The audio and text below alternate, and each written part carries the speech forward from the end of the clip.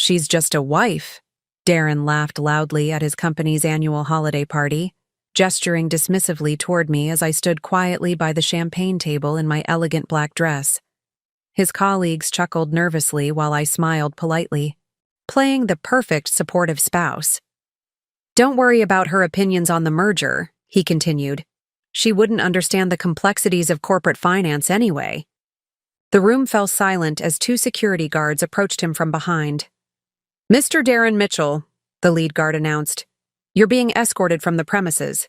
This building is private property." Before we jump back in, tell us where you're tuning in from, and if this story touches you, make sure you're subscribed, because tomorrow I've saved something extra special for you. Darren's face went white as he turned to see me holding up a key card. "Actually," I said calmly, "I'm Taylor Blackwood Mitchell, CEO of Blackwood Industries, and you're fired." The crystal chandeliers of the 42nd floor cast elegant shadows across the crowded conference room as Blackwood Industries' annual holiday party reached its peak. Through the floor-to-ceiling windows, Chicago's skyline glittered like scattered diamonds against the December night. I stood near the champagne fountain, watching my husband of 3 years hold court with his colleagues from the Mergers and Acquisitions Department, completely unaware that he was celebrating in a building I owned. Darren looked handsome in his tailored navy suit, his blonde hair perfectly styled, his confident smile radiating the charm that had first attracted me at Northwestern University 8 years ago. Back then, I was Taylor Blackwood, a business major keeping my family legacy carefully hidden. Tonight, I was Mrs. Taylor Blackwood Mitchell, and to everyone in this room except 2 people, I was simply Darren's wife, a pretty accessory with no real understanding of the corporate world swirling around me. The irony was almost poetic. Darren worked for the very company my grandfather had built from nothing, the empire my father had expanded across 3 continents before his unexpected death 2 years ago. For the past 18 months, I had been serving as CEO under my maiden name while maintaining the fiction of being just a wife in my personal life. It was a delicate balance that was about to come crashing down. "Taylor, darling, come meet the team," Darren called out, his voice carrying that slightly condescending tone I'd grown to recognize over the past year. He wrapped his arm around my waist as I approached, his grip possessive rather than affectionate. "Everyone, this is my wife, Taylor. She's the one I was telling you about. Keeps me grounded. You know how it is." The group smiled politely. I recognized most of them. Patrick Chen from Corporate Development, Benedict Torres from Legal, Harry Whitfield from International Acquisitions. They had no idea they were looking at their actual boss. Only my assistant Faye and my head of security, Kennedy, knew my true identity in social settings. "So nice to meet you all," I said softly, playing my role perfectly. "Darren speaks about his work constantly at home. It sounds so complex and important." "It really is," Patrick agreed, clearly trying to be kind. The Henderson Industries acquisition alone required months of financial modeling and strategic planning. Nodded as if this was fascinating new information, rather than a deal I had personally approved 3 weeks ago after reviewing Darren's surprisingly mediocre contribution to the proposal. He had been assigned to the team as a junior analyst, though he somehow managed to take credit for insights that had actually come from Benedict's brilliant legal framework. "The thing about corporate finance," Harry began, clearly preparing to mansplain basic concepts to the CEO's wife, "is that it's really about understanding market dynamics and—" "Oh, don't bore her with all that technical stuff," Darren interrupted, with a laugh that made my stomach tighten. "Taylor's more interested in planning dinner parties and redecorating the house. Isn't that right, sweetheart?" The condescension in his voice was thick enough to cut.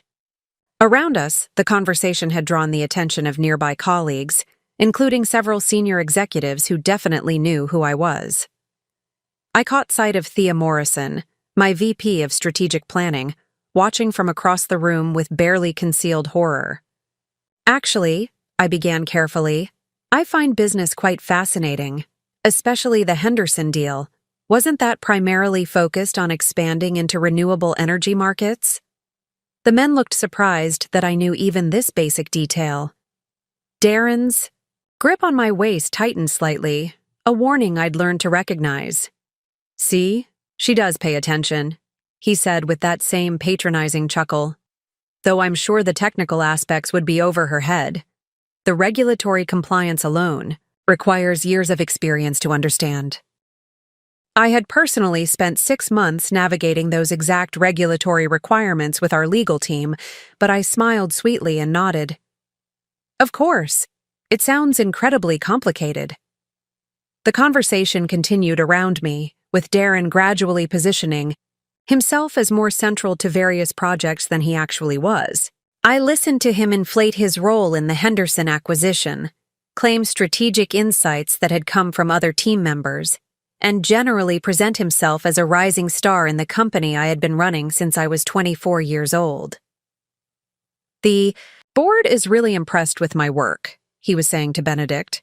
"I wouldn't be surprised if they fast-track me for a senior position, maybe even VP level within the next year or two."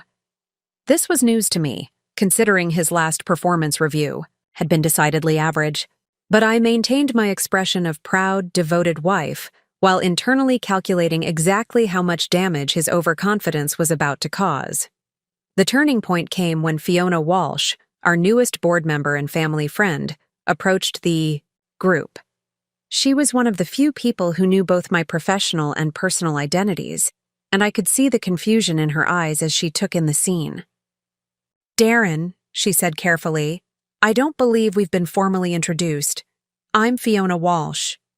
"Pleasure to meet you," Darren replied, immediately shifting into networking mode. "I'm Darren Mitchell, M&A team, and this is my wife, Taylor." Fiona's eyebrows rose slightly. "Your wife?" "That's right," Darren said, pulling me closer with obvious pride. "She's just a wife, really. Doesn't get involved in the business side of things. Keeps the home fires burning while I focus on the serious work." The words hung in the air like a physical blow. Around us, conversations gradually stopped as people processed what he had just said. Several senior executives turned to stare, their expressions ranging from shock to secondhand embarrassment. "Just a wife," Fiona repeated slowly, her voice dangerously quiet. "Exactly," Darren continued, completely oblivious to the tension he was creating.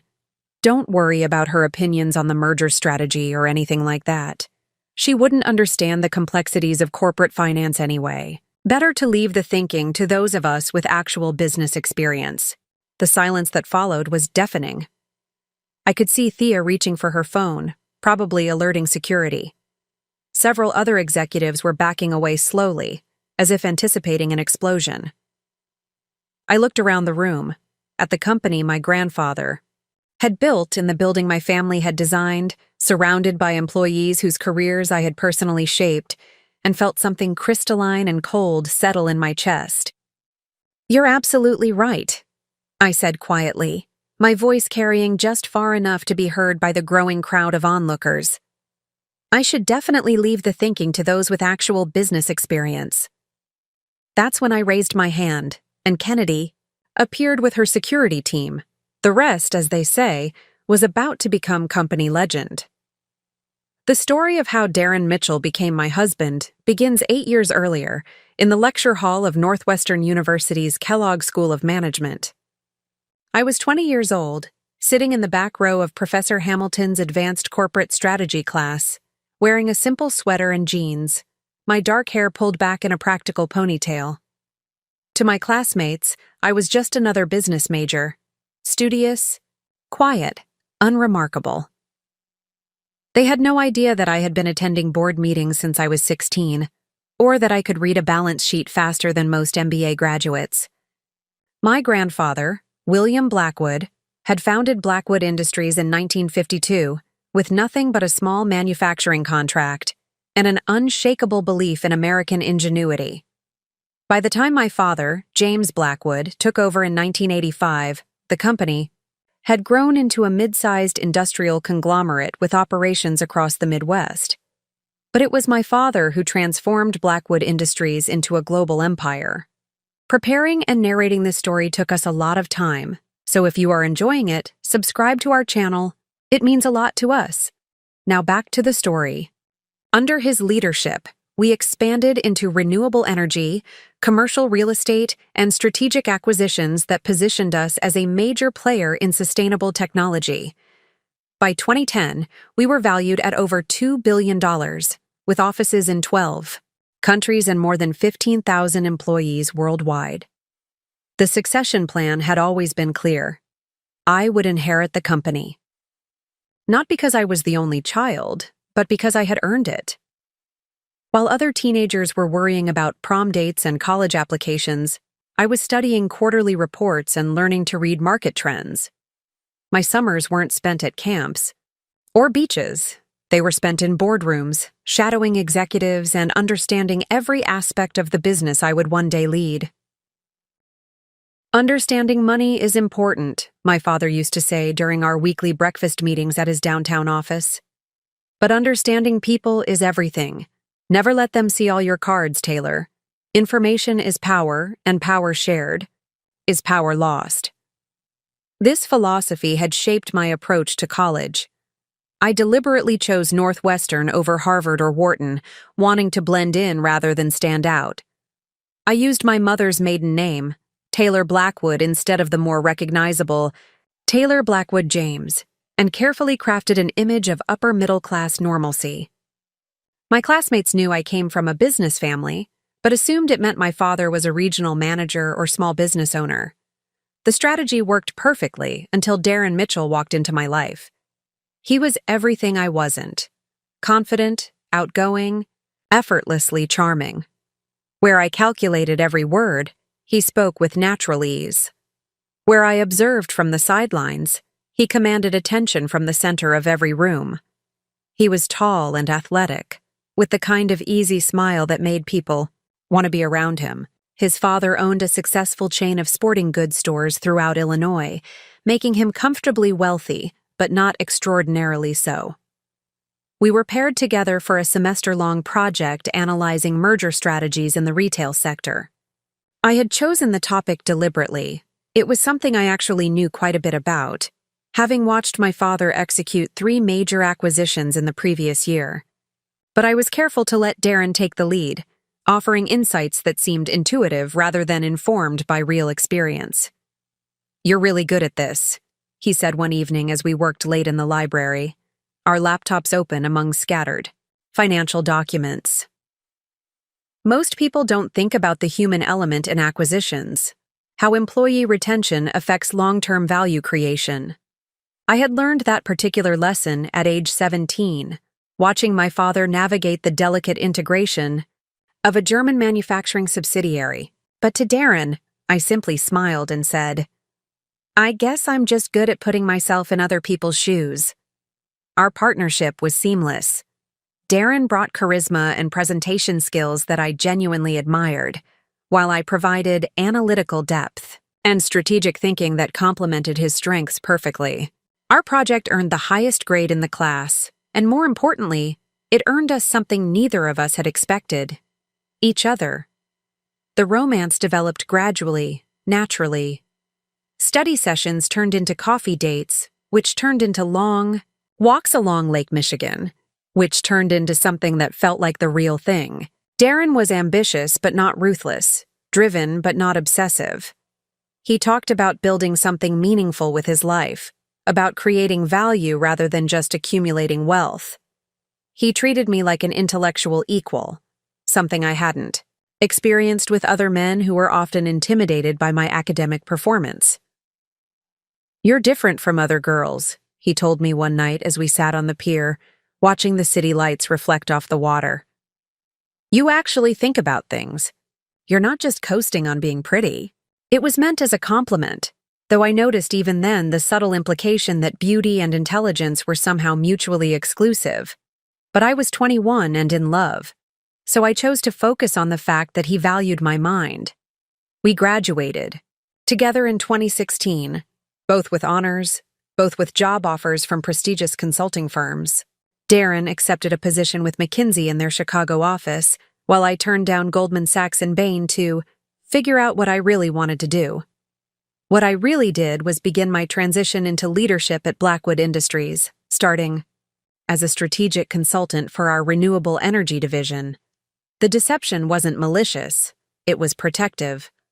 My father had always warned me about people who might be attracted to the Blackwood name rather than to me as a person.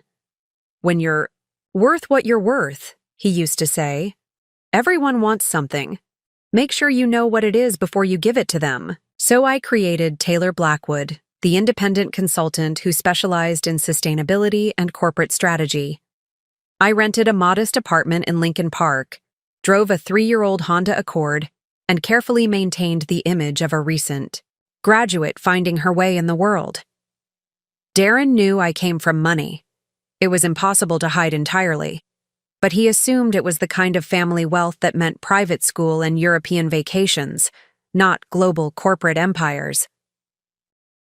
For 2 years, the arrangement worked beautifully. Darren excelled at McKinsey, earning rapid promotions and glowing reviews. I quietly assumed increasing responsibility at Blackwood Industries, learning the business from the ground up while my father gradually stepped back from day-to-day operations. Our relationship deepened and matured, built on what I believed was genuine mutual respect and affection. We moved in together in 2018, upgrading to a larger apartment that we could theoretically afford on our combined salaries. Darren proposed 6 months later, during a weekend trip to Door County, Wisconsin. The ring was modest but beautiful, a single carat solitaire that he had saved for months to afford. I said yes without hesitation, believing that I had found someone who loved me for who I truly was, not what I represented. The wedding planning revealed the first cracks in our foundation, though I didn't recognize them at the time. Darren had opinions about everything: the venue, the flowers, the guest list, the menu.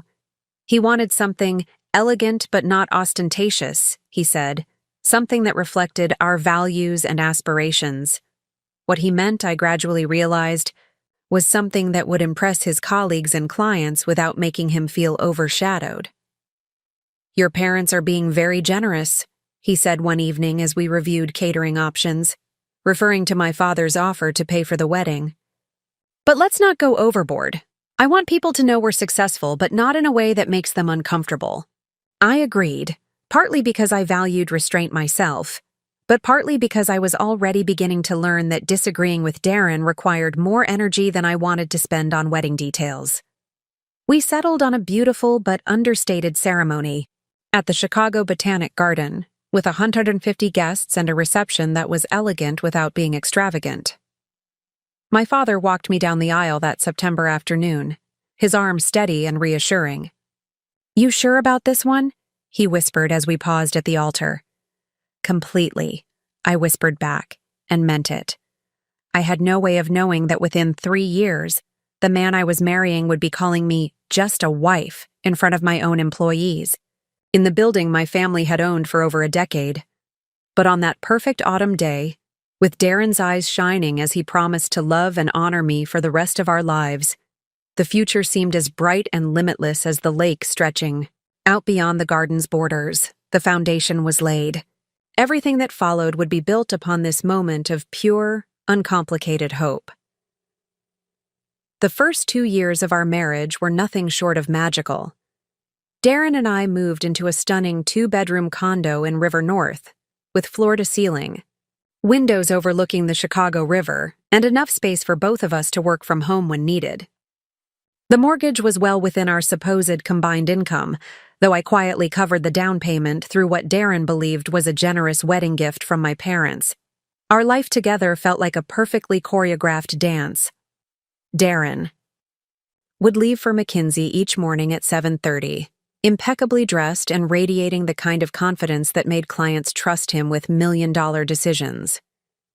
I would wait exactly 15 minutes after his departure before transforming into my other life, changing from yoga pants and a Northwestern sweatshirt into tailored business suits, grabbing my real laptop and phone, and heading to Blackwood Industries to run a multi-billion-dollar corporation.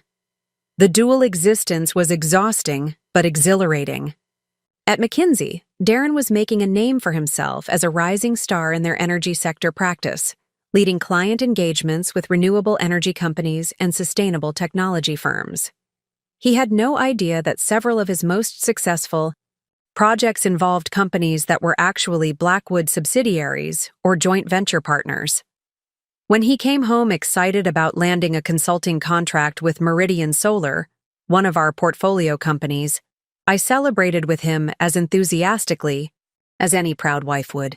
They specifically requested me for the engagement, he told me over dinner at our favorite restaurant, Gibson's Bar and Steakhouse, where we celebrated all our major milestones.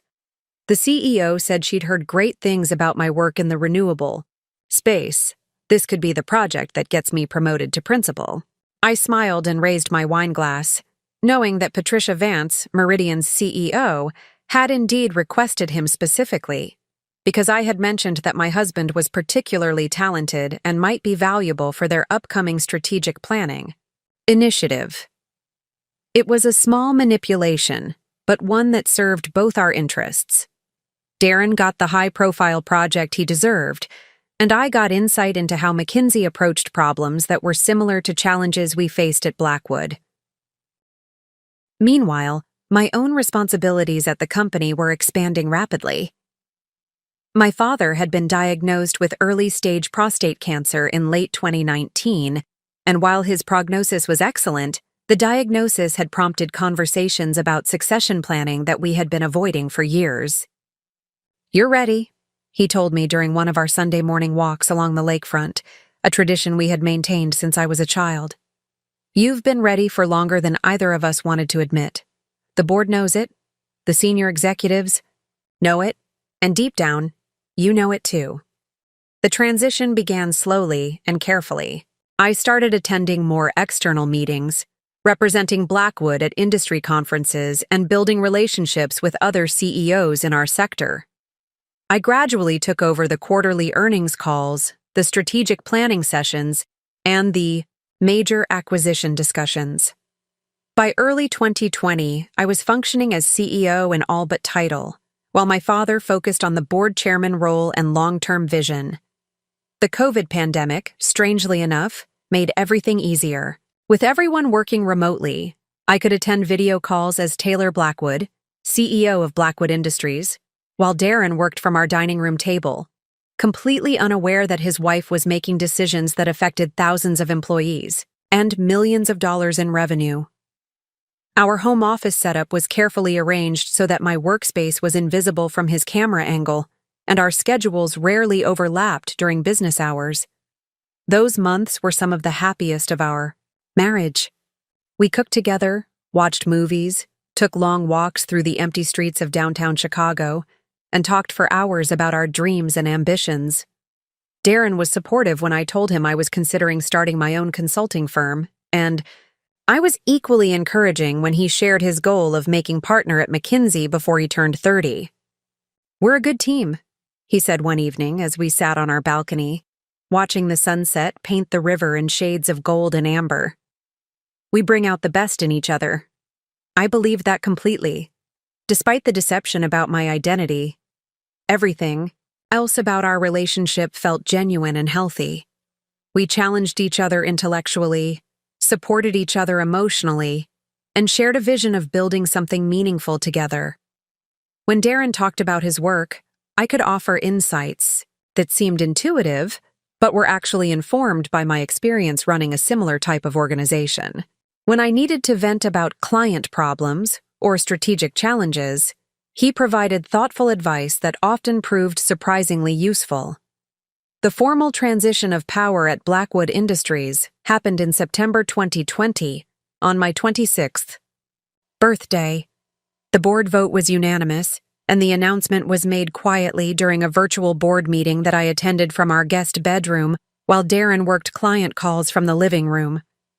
"Congratulations, Madam CEO," my father said as we celebrated privately over dinner at his penthouse apartment later that evening. "Your grandfather would be so proud." That night, I came home to find Darren waiting with champagne and takeout from my favorite Thai restaurant. He had remembered that I had mentioned having a big presentation that day for my consulting business, and he wanted to celebrate what he assumed had been a successful client meeting.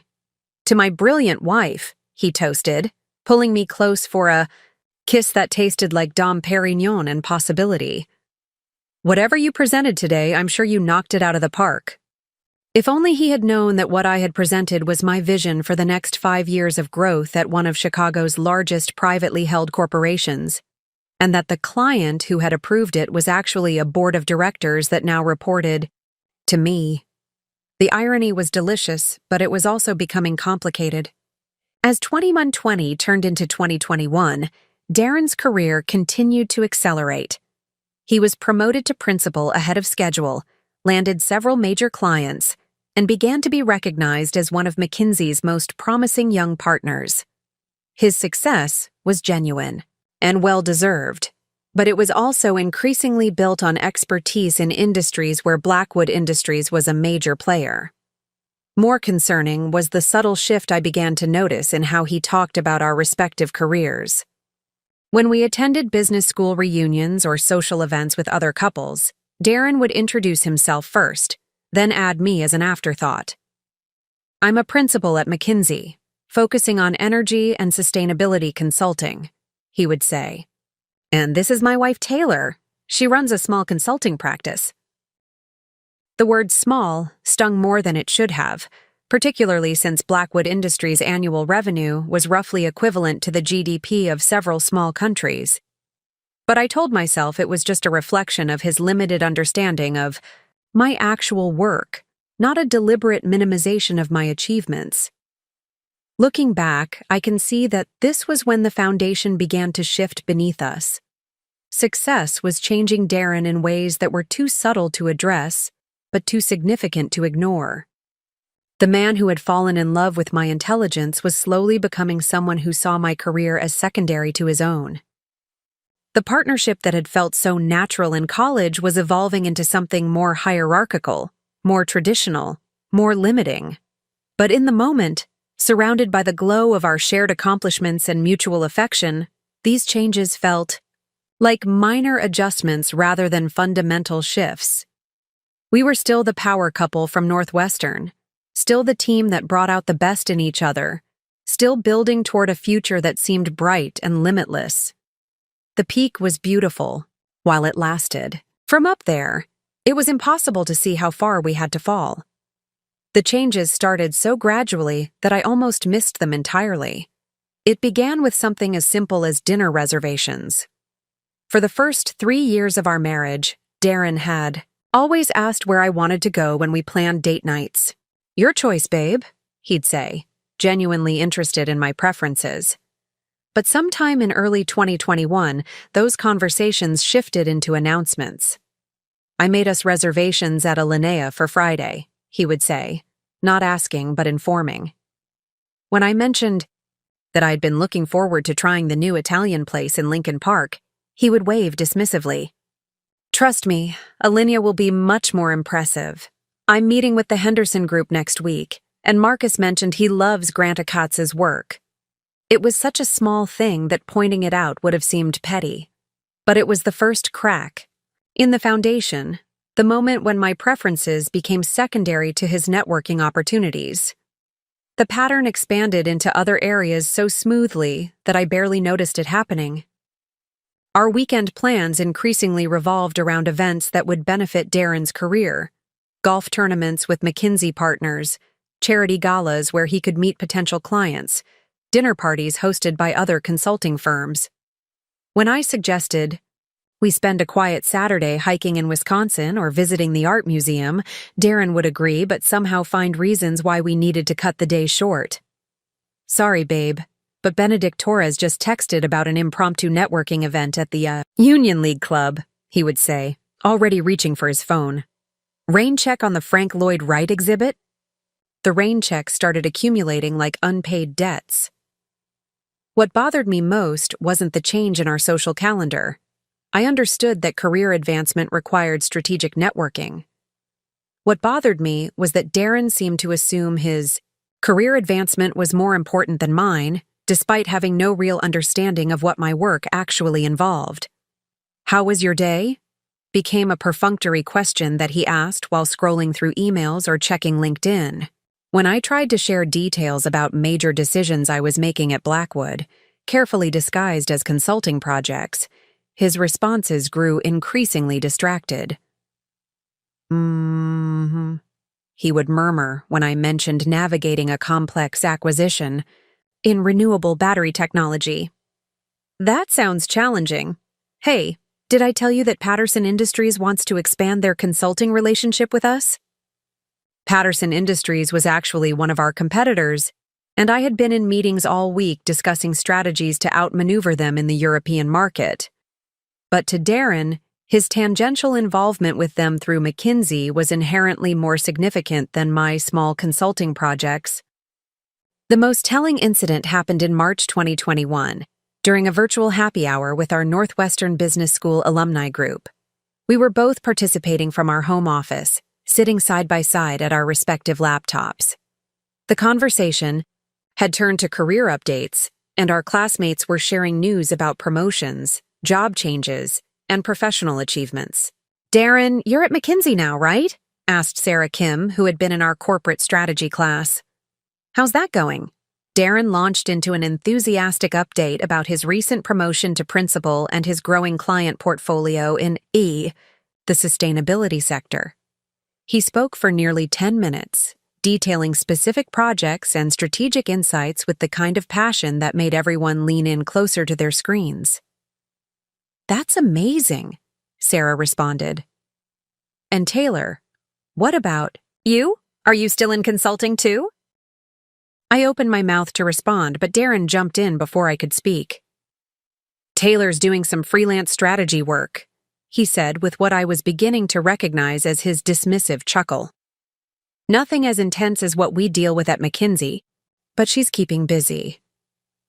The casual erasure of my actual achievements was breathtaking.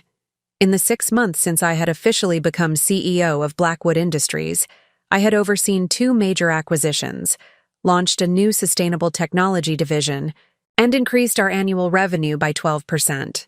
But in Darren's narrative, I was keeping busy with freelance projects while he handled the serious business of corporate consulting. Our classmates moved on to other topics, but I sat there feeling strangely invisible despite being literally visible on the screen. It was the first time I truly understood how dismissal could be more painful than direct criticism.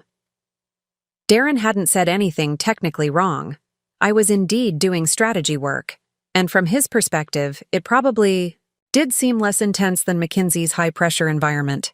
But his casual minimization of my professional life felt like a preview of something much more troubling. After the call ended, I tried to address it directly. "I felt like you cut me off when Sarah asked about my work," I said, keeping my tone light and curious rather than accusatory.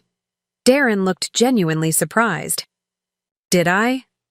I thought I was being supportive. I mean, your consulting work is going well, right? I just didn't want you to feel pressured to oversell it." Oversell it. As if accurately describing my actual responsibilities would somehow be dishonest. Or inappropriate. "I can speak for myself about my own career," I said, still trying to maintain the tone of reasonable discussion rather than argument. "Of course you can," Darren agreed quickly, but I caught the slight edge in his voice that suggested he found my sensitivity unreasonable. "I was just trying to help. You know how competitive everyone gets during those calls." The conversation ended there, but something had shifted between us. For the first time in our relationship, I felt like Darren saw me as someone who needed his protection from my own ambitions, rather than as a partner whose achievements complemented his own. The most insidious part was how reasonable his behavior seemed on the surface. He wasn't being overtly controlling or deliberately dismissive.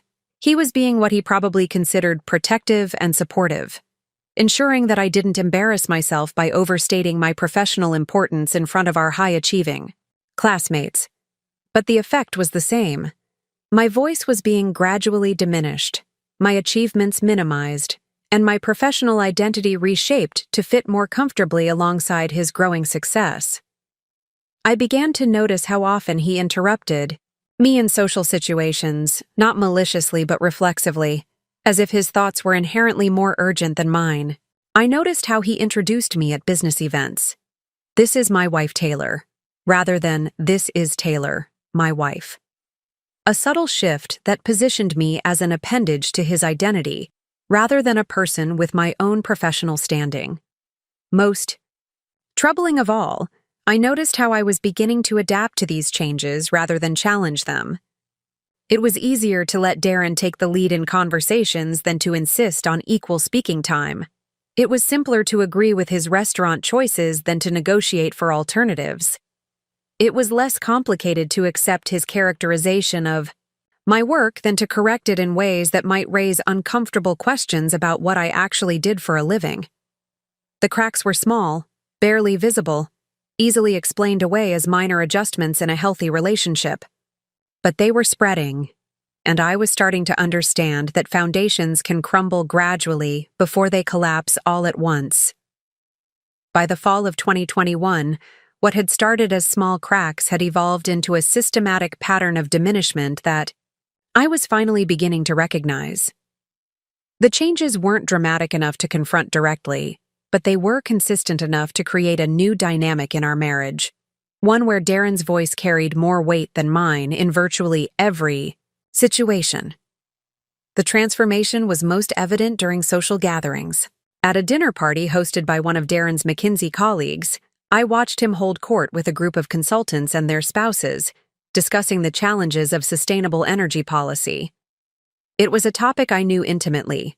Blackwood Industries had just completed a major wind farm acquisition in Iowa, and I had spent weeks in meetings with federal regulators about renewable energy incentives. "The real issue," Darren was saying, "is that most politicians don't understand the economic complexities of transitioning from fossil fuels. They think you can just flip a switch and suddenly have green energy everywhere." I opened my mouth to add a point about grid infrastructure challenges, but Darren continued without pausing.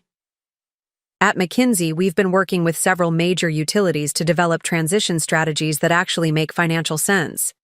It's not just about being environmentally responsible, it has to be economically viable." "That's fascinating," said Caroline Walsh, the wife of one of Darren's partners. "Taylor, do you work in this area too?" Before I could respond, Darren answered for me. "Taylor does some consulting work, but more on the administrative side. She's really good with the organizational stuff, keeping projects on track, managing timelines, that sort of thing." Organizational stuff. I was the CEO of a company that owned 4 wind farms, 2 solar installations, and a cutting-edge battery storage facility. But in Darren's narrative, I helped keep track of schedules. "Actually," I interjected, "I work quite a bit with renewable energy policy." The regulatory environment is incredibly complex, especially when you're dealing with multi-state projects that cross different jurisdictional boundaries. Darren's smile tightened almost imperceptibly. "Right, but that's more on the compliance side," he said, patting my hand in a gesture that felt patronizing rather than affectionate. "The strategic planning is where things get really complicated." The conversation moved on, but I sat there feeling erased. Not just dismissed, erased. As if my actual expertise had been rewritten into something more palatable, more traditionally feminine, more supportive of Darren's positioning as the serious professional in our marriage. This pattern extended into our personal interactions as well. When we discussed major purchases for our condo, Darren increasingly framed the conversations as him making informed decisions while graciously consulting me for input. We needed a new television, and I had researched models, compared prices, and identified the best option for our space and budget. But when we went to the store, Darren immediately began talking to the salesperson as if he were the primary decision maker. "We're looking for something in the 65-inch range," he said, completely ignoring the 55-inch model I had selected based on our room dimensions. "Price isn't really the primary concern. We want the best picture quality." When I quietly mentioned, That we had agreed on a smaller size, Darren waved dismissively. Trust me, babe, you'll appreciate the bigger screen once you see it. We left with a television that was too large for our space and cost nearly double what we had budgeted. When I tried to discuss it later, Darren explained that he had experience with these kinds of purchases and knew what would work best. The fact that I had managed technology budgets worth millions of dollars was apparently irrelevant to selecting consumer electronics. The most troubling incident happened during Thanksgiving dinner with my parents. My father had been asking about our careers, and Darren launched into an enthusiastic description of his recent promotion to senior principal at McKinsey. He spoke for 15 minutes about his growing client portfolio, his leadership role in the energy practice, and his prospects for making partner within the next 2 years.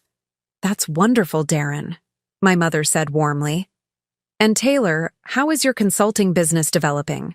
I began to answer, but Darren interrupted with what had become his standard explanation. Taylor's been focusing more on work-life balance lately, he said with an indulgent smile. She's realized that the high-pressure consulting environment isn't really her thing. She prefers to take on smaller projects that don't require the same level of intensity. My parents exchanged a look that I couldn't quite interpret. They knew exactly what my actual job entailed, but they couldn't contradict Darren's characterization without revealing information I had specifically asked them to keep confidential. I see, my father said carefully. And you're finding that fulfilling? Very much so, I lied. Because what else could I say? That my husband was systematically rewriting my professional identity to make himself feel more important. That the woman he described bore no resemblance to the person who had spent the morning in a video conference with renewable energy executives from 3 different countries. Later that evening, my mother cornered me in the kitchen while Darren was watching football with my father. Are you happy? She asked bluntly, her voice low enough to avoid being overheard. The question hit me like a physical blow because I realized I didn't know how to answer it. Was I happy? I loved Darren, or at least I loved the man I had married. But that man seemed to be evolving into someone who needed me to be smaller so that he could feel larger. I'm fine, Mom, I said, but I could hear the uncertainty in my voice. You know you don't have to diminish yourself to make someone else comfortable, she said, her words carefully chosen. Your father never asked me to make myself smaller, even when his career was more public than mine. I nodded, not trusting myself to speak. Because the truth was that Darren had never explicitly asked me to make myself smaller. He had simply created an environment where doing so felt like the path of least resistance, where challenging his characterizations would require conversations I wasn't ready to have. The irony was devastating. I was running a multi-billion-dollar corporation, making decisions that affected thousands of people, and being recognized as one of the most promising young CEOs in the sustainability sector. But in my own marriage, I was becoming invisible. My achievements translated into something more acceptable, more traditionally feminine, more supportive of my husband's narrative about our respective places in the world. That night, as Darren slept peacefully beside me, I stared at the ceiling and wondered how I had allowed this to happen. How had the woman who commanded boardrooms and negotiated complex acquisitions become someone who couldn't even correct her husband's mischaracterization of her career? The answer was both simple and terrifying. It had happened gradually, one small concession at a time, until I had forgotten what it felt like to take up my full space in the world. The foundation wasn't just cracking anymore. It was actively being undermined, and I was starting to realize that I might be the only one who could stop it. The moment that shattered everything happened on a Tuesday evening in February 2022, during what should have been a celebration. Darren had just been offered a partnership track at McKinsey, the youngest person in the Chicago office to achieve that milestone. I was genuinely proud of him, despite everything else that had been deteriorating between us. His success was real and hard-earned, and I wanted to celebrate it properly. I had made reservations at Gibson's Bar and Steakhouse, our traditional celebration spot, and arranged for a bottle of his favorite champagne to be waiting at our table. What I hadn't anticipated was that Darren would invite 3 of his McKinsey colleagues to join us without consulting me first. "I hope you don't mind," he said as we walked into the restaurant, and I saw Patrick Chen, Benedict Torres, and Harry Whitfield already seated at what I had assumed would be our intimate table for 2. The guys wanted to celebrate too, and I thought it would be good to include them. I minded, but saying so would have made me look petty and unsupportive. So I smiled and played the role of the gracious wife, congratulating the men on Darren's achievement and listening as they discussed the implications for his career trajectory. "Partnership track at 31, Patrick said, raising his glass. "That's seriously impressive, man. Most people don't make it until their mid-30s at the earliest." "It's all about client development and thought leadership," Darren replied, settling into what I had come to recognize as his holding court mode. "You have to position yourself as more than just a consultant. You have to be a strategic advisor, someone clients see as an extension of their own leadership team." The conversation continued in this vein for nearly an hour, with Darren explaining his philosophy of client relationships and the other men asking increasingly detailed questions about his approach to business development. I sat quietly, occasionally, nodding or smiling, feeling more like a decorative accessory than a participant in the conversation. Finally, Benedict turned to me with what seemed like genuine interest. "Taylor, you're in consulting too, right? Do you find the client development aspect as challenging as Darren makes it sound?" It was a perfectly reasonable question, and one that I could have answered with considerable expertise. Building and maintaining client relationships was one of my strongest skills as CEO. I had personally negotiated partnerships with some of the largest corporations in North America and Europe. But before I could respond, Darren jumped in with his now familiar explanation. "Taylor works more on the operational side," he said with that dismissive chuckle that had become his signature response to questions about my career. "She's not really involved in the high-stakes client management that we deal with at places like McKinsey. Her projects are more—" He paused, searching for the right word. "More manageable. Less pressure. Less pressure." I was sitting there, having just spent the afternoon in a conference call with executives from a German automotive company, negotiating the terms of a joint venture worth over $200 million. But in Darren's narrative, I handled manageable projects that didn't require the sophisticated skills needed for real consulting work. "Still," Harry interjected politely, "any insights from the operational perspective would be interesting to hear." I opened my mouth to respond, but Darren continued talking as if Harry hadn't spoken. "The thing about partnership track," he said, "is that it's not just about billable hours anymore. You have to think strategically about practice development, industry positioning, all the macro-level stuff that most consultants never have to consider." And then he said the words that changed everything between us. "It's probably hard for someone like Taylor to understand, but when you're operating at this level, every decision has implications that ripple through the entire organization. You can't just focus on your individual projects anymore. You have to think about how your work affects the broader strategic direction of the firm." Someone like Taylor. As if I were inherently incapable of understanding strategic thinking. As if my gender, my personality, or my supposedly small-scale consulting work had made me fundamentally unable to grasp the complexities of organizational leadership. The silence that followed was deafening. Patrick, Benedict, and Harry all looked uncomfortable, clearly recognizing that Darren had crossed some invisible line. But what struck me most was that Darren himself seemed completely oblivious to what he had just said. He reached for his wine glass and continued talking about partnership expectations, as if he hadn't just publicly declared his wife intellectually inferior. I excused myself to go to the restroom, not because I needed to use it, but because I needed a moment to process what had just happened. Standing in front of the mirror in the elegant bathroom at Gibson's, I looked at my reflection and finally saw clearly what I had been trying to ignore for months. The woman staring back at me was a stranger. She was well-dressed, well-educated, and well-spoken, but she had somehow allowed herself to become invisible in her own life. She had permitted her husband to reshape her identity into something more palatable, more traditionally feminine, more supportive of his narrative about their respective places in the world. But she was also the CEO of one of Chicago's most successful privately held corporations. She was someone who commanded respect in boardrooms across 3 continents. She was a woman who had been trained from childhood to lead, to make difficult decisions, and to never accept less than what she deserved. The cognitive dissonance was finally too great to ignore.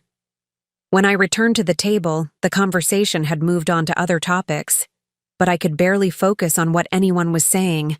All I could think about was how many times over the past year Darren had dismissed my capabilities, minimized my achievements, and positioned me as someone who needed his protection from challenges I was actually more qualified to handle than he was.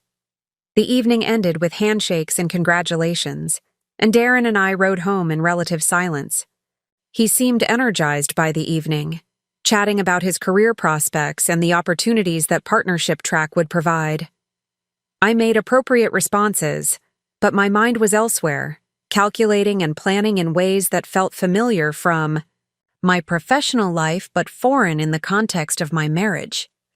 "Thanks for tonight," Darren said as we got ready for bed. "I know business dinners aren't always your favorite thing, but it was important to include the team in the celebration." "Of course," I replied automatically, but something fundamental had shifted inside me.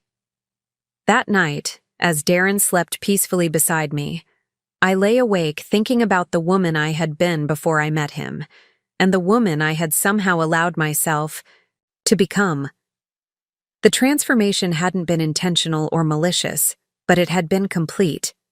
I had traded my authentic self for the promise of a harmonious marriage, and the transaction was finally revealing its true cost. The breaking point wasn't dramatic or violent. It was simply the moment when I stopped being willing to make myself smaller to accommodate someone else's need to feel larger. The moment when I decided that being loved for who I wasn't was actually worse than not being loved at all. The foundation had finally crumbled completely. Now I had to decide what to build in its place. The morning after the dinner at Gibson's, I woke up with the kind of crystalline clarity that comes after a major decision has been made, even if you haven't yet acknowledged it consciously. Darren left for the office at his usual time, kissing me goodbye and mentioning something about a client presentation later that afternoon.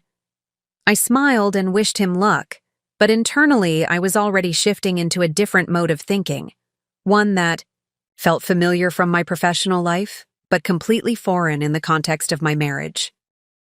For the first time in months, I allowed myself to think strategically about my personal situation, rather than simply reacting to it emotionally.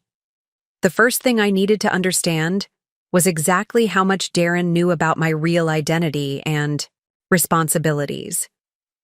Over the course of our relationship, I had been careful to maintain the fiction that I was an independent consultant working on small-scale projects, but there had been moments when information might have leaked through. Had he ever seen documents with my real title? Had he overheard phone calls that revealed more than I intended? Did he have any suspicion that his wife was actually one of the most powerful people in Chicago's business community? I started by reviewing our shared digital footprint.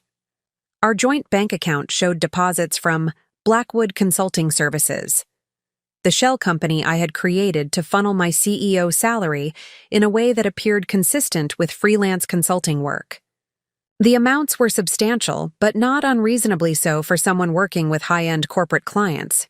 More importantly, there was nothing in our shared financial records that would indicate I was earning CEO-level compensation. Next, I examined our home office setup. I had been scrupulously careful to keep my real work materials separate from anything Darren might accidentally encounter. My actual laptop, phone, and documents were all secured in a locked filing cabinet that Darren had never shown any interest in exploring. As far as he knew, it contained tax records and other boring administrative paperwork. The more I investigated, the more confident I became that Darren truly had no idea who I really was. His dismissive attitude toward my career wasn't based on knowledge he was trying to suppress. It was based on genuine ignorance about what I actually did for a living. In some ways, this made his behavior more insulting rather than less. He was comfortable diminishing me because he truly believed there was nothing significant to diminish. But I also realized that his ignorance might be exactly the advantage I needed. Over the next several days, I began paying closer attention to Darren's work situation and his relationships with colleagues. I had always been peripherally aware of his professional network, but I had never really examined it through the lens of my own corporate position. Now, with my CEO knowledge fully engaged, I started to see connections and opportunities that had been invisible to me as just a wife. McKinsey's Chicago office did significant work with companies in the renewable energy sector, companies that were often competitors, partners, or potential acquisition targets for Blackwood Industries. Darren's expertise in sustainability consulting meant that he was likely working on projects that directly related to my strategic priorities as CEO. More intriguingly, several of his recent clients were companies that I had been watching with interest for potential partnership or acquisition opportunities. This created a fascinating possibility. I could potentially use Darren's professional relationships to advance Blackwood's business interests, all while he remained completely unaware of the connection. It would require careful planning and perfect execution, but the potential benefits were enormous. The idea both thrilled and disturbed me. On one hand, it felt like poetic justice, using the dismissive husband who saw me as strategically irrelevant to actually advance my strategic objectives. On the other hand, it represented a level of manipulation that went far beyond anything I had done before in our relationship. But as I thought about it more, I realized that what I was contemplating wasn't really different from what Darren had been doing to me for months. He had been using our marriage to advance his career, leveraging my emotional support, my social connections, and my intellectual contributions while publicly characterizing me as someone whose opinions didn't matter. The only difference was that I would be doing it more intentionally and with full awareness of what I was accomplishing. I started small, testing the waters during casual conversations about his work. When Darren mentioned that he was working on a project with Meridian Solar, one of our portfolio companies, I asked innocent questions about their strategic challenges and upcoming initiatives. His answers gave me valuable insights into how our subsidiary was being perceived by external consultants, information that I could use to improve their performance and market positioning. "You're really interested in this stuff lately," Darren commented one evening after I had asked several detailed questions about his renewable energy clients. "Maybe you should consider pivoting your consulting practice towards sustainability work." The irony was breathtaking. He was suggesting that I consider entering the exact field where I was already one of the most influential leaders in the country. "That's an interesting idea," I replied carefully. "I'd probably need to learn a lot more about the industry dynamics before I could be competitive in that space." "I could help with that," Darren offered generously. "I know all the key players in the Chicago market, and I have pretty good insights into where the industry is heading." I accepted his offer with appropriate gratitude, while internally marveling at the fact that my husband was volunteering to teach me about an industry where I employed more people than he had ever met. Over the following weeks, Darren began sharing increasingly detailed information about his clients, their strategic challenges, and McKinsey's recommendations for addressing them. He seemed to enjoy positioning himself as my mentor and teacher, explaining complex business concepts that he assumed I had never encountered before. Each conversation provided me with competitive intelligence that was worth millions of dollars to Blackwood Industries. I learned about upcoming merger discussions, strategic partnerships under consideration, and technology investments that could affect our market position, all while Darren congratulated himself on helping his wife understand the sophisticated world of corporate consulting. The most valuable discovery came during a conversation about Patterson Industries, one of our major competitors in the renewable energy storage market. Darren mentioned casually that McKinsey was helping Patterson develop a strategy for expanding into the European market, exactly the same market where Blackwood was planning our own major expansion. They're looking at a potential acquisition.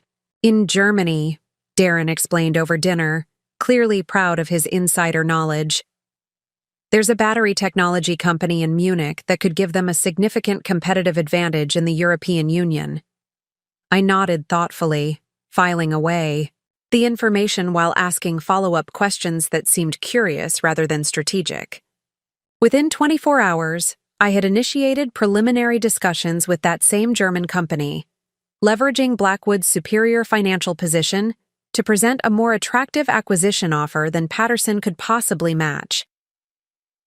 By the end of March, I had used information gained through Darren's mentoring sessions to outmaneuver 3 competitors, identify 2 potential acquisition targets, and avoid a costly strategic mistake that could have set our European expansion back by months. And Darren remained completely oblivious to what was happening, continuing to see himself as the sophisticated business leader, generously sharing his expertise with his naive wife, who was finally showing some interest in the complex world of corporate strategy. The investigation had revealed something more valuable than I had initially hoped to find.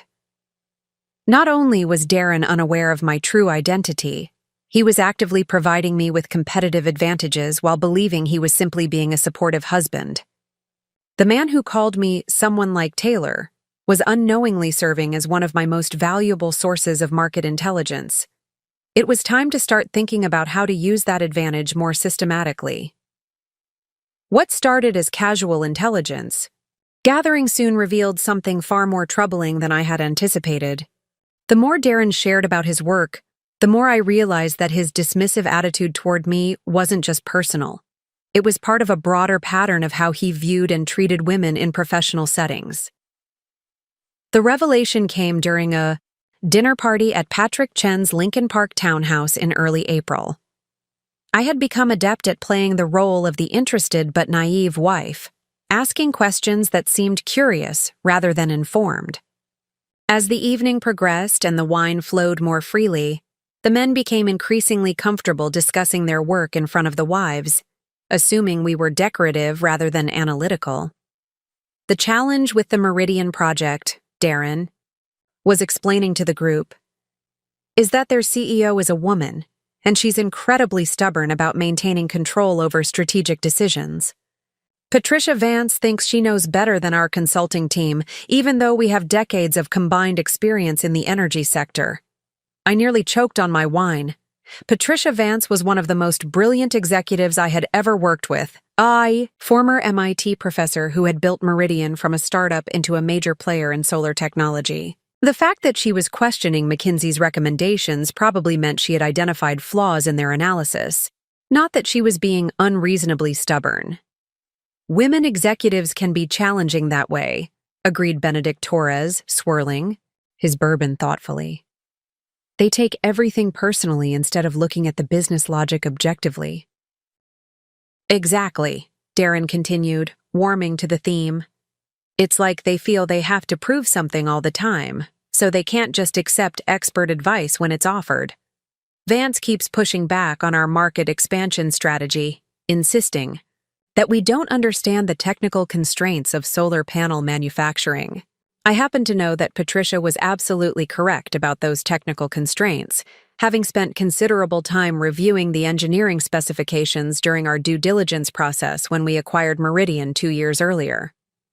McKinsey's expansion strategy was probably flawed because they didn't understand the manufacturing limitations that Patricia was trying to explain to them. Have you tried going around her? Asked Harry Whitfield.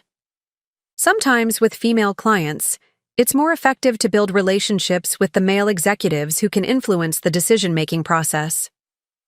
We're working on that, Darren replied, with a knowing smile. Her CFO is much more reasonable to work with.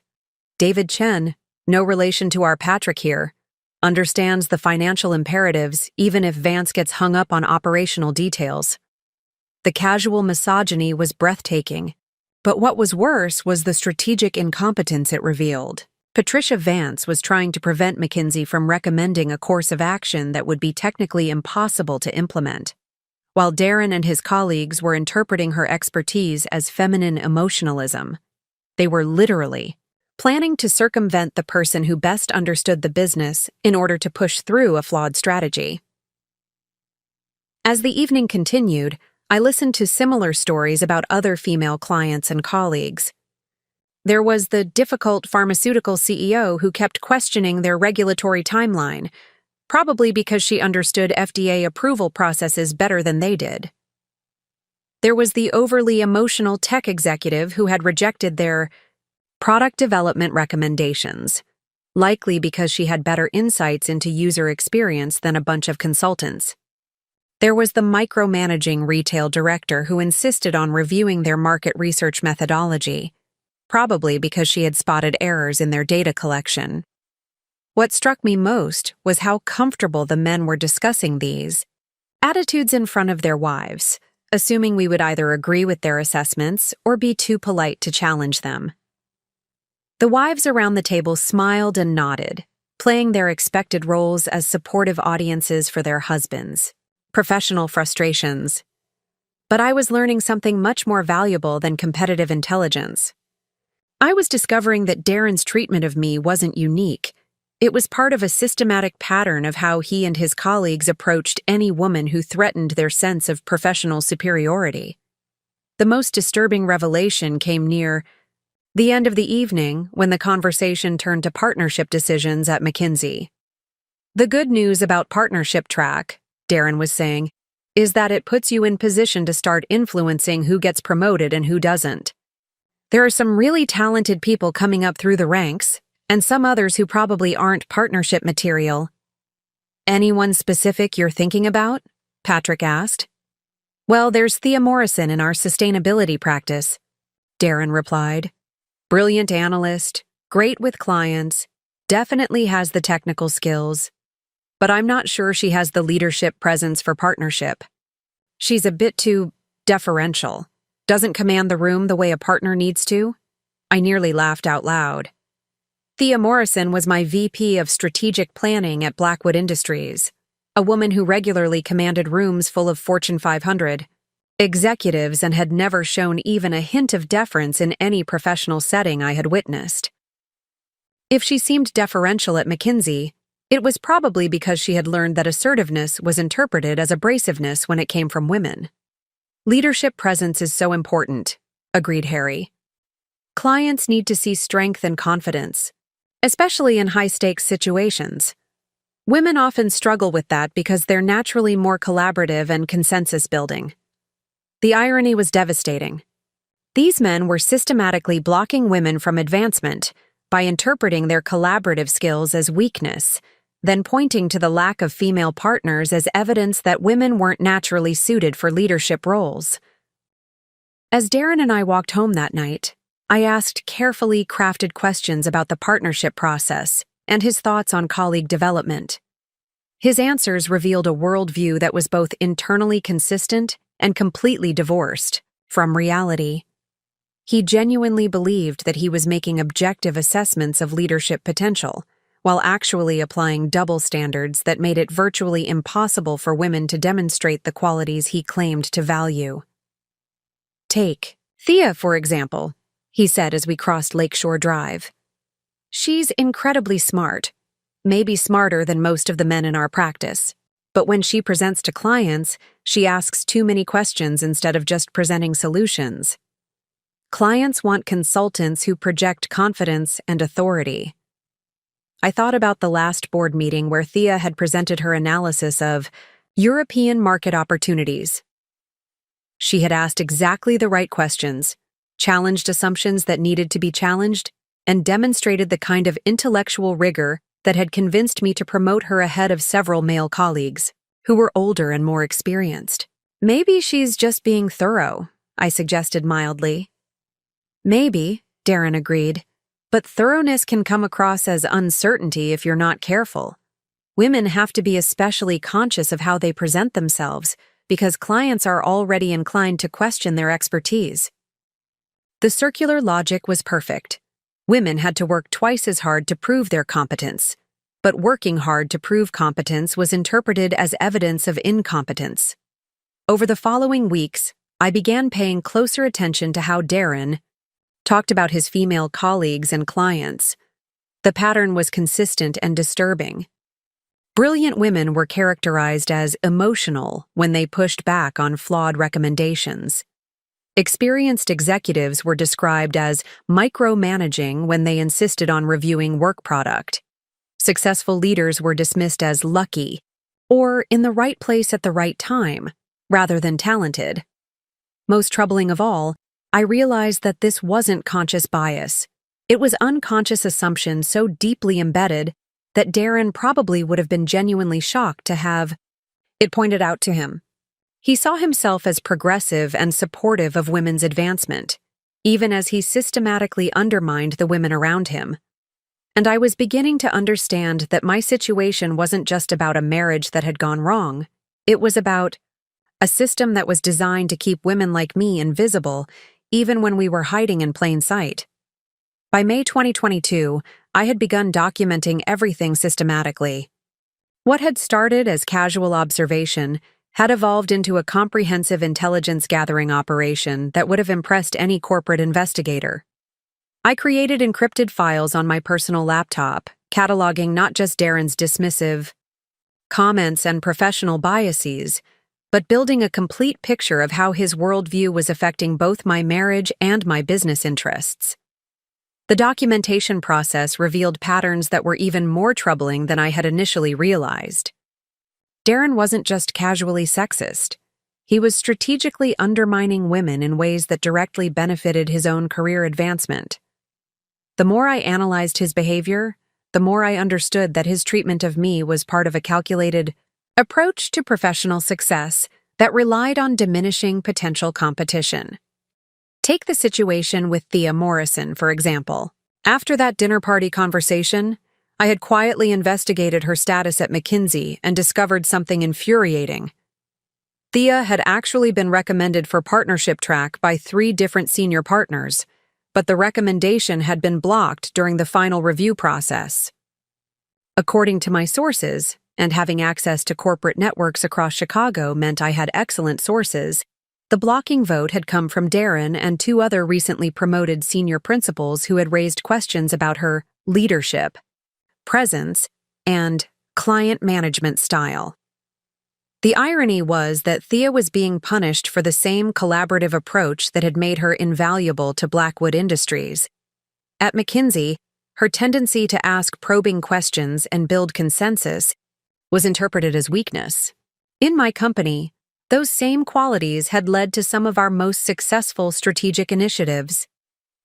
I began maintaining detailed records of these professional sabotage incidents, not just for my own understanding, but because I was starting to formulate a plan that would require substantial evidence of systematic bias. Every conversation where Darren dismissed a female colleague's expertise went into the file. Every instance where he attributed a woman's success to luck rather than skill was documented. Every time he suggested going around a female decision-maker to work with male subordinates was carefully recorded. The pattern extended beyond gender bias into something even more personally relevant: intellectual property theft. As Darren continued sharing detailed information about his clients' strategic challenges, I realized that he was essentially providing me with a roadmap for outmaneuvering McKinsey's own recommendations. But more concerning was the discovery that some of the insights he was taking credit for weren't actually his own work. During one of our dinner conversations, Darren described a breakthrough analysis he had developed for a renewable energy client, explaining how he had identified a unique market opportunity that no one else had recognized. The problem was that I recognized the analysis, because it was nearly identical to a strategy brief that Thea Morrison had presented to our board 6 months earlier. Somehow, her intellectual property had been appropriated and repackaged as Darren's original thinking. I started cross-referencing Darren's claimed achievements with information I could gather through my professional networks. The results were disturbing. Several of his most impressive strategic insights appeared to have originated with female colleagues whose contributions had been minimized or erased entirely. His reputation as a rising star was at least partially built on stolen intellectual property from women whose ideas he had systematically appropriated.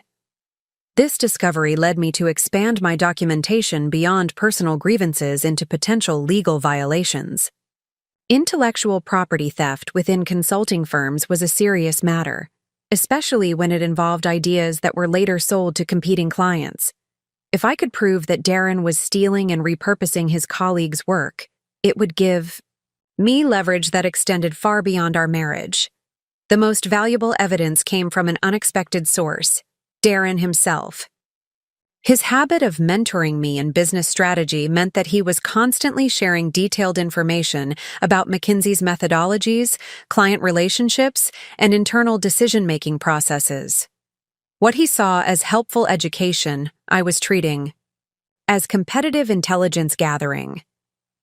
I learned about McKinsey's upcoming pitch for a major sustainability consulting contract with the city of Chicago, a contract that Blackwood Industries was also pursuing through our government relations division.